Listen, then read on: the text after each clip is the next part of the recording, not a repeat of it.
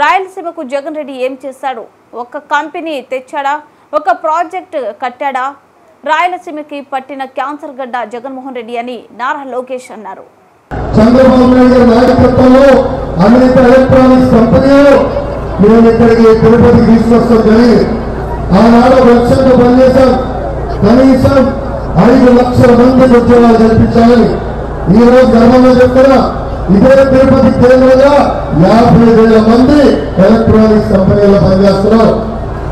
ఒక ఫాక్స్కాన్, ఒక cellphone, TCL, Zoho లాంటి అనేక పరిశ్రమలు తీసుకొచ్చి తిరుపతిలోనే కాదు రాయలసీమలో నిరుద్యోగ యువకులకి ఉద్యోగాలు కల్పించాం. కానీ 2019 ఏం జరిగింది? రాయలసీమ బిడ్డ వచ్చాడు, ముగ్గురు పెట్టాడు, అందరం మోసపోయాం. రాయలసీమకి పట్టిన క్యాన్సర్ గడ్డ ఆంధ్ర రాష్ట్ర ముఖ్యమంత్రి వర్యులు జగన్మోహన్ రెడ్డి గారు.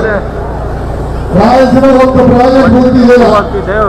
ఆయన వెళ్ళడం వల్ల ఇక్కడున్న పరిశ్రమలు పక్క రాష్ట్రానికి వెళ్ళిపోయే పరిస్థితి మనందరం చూసాం.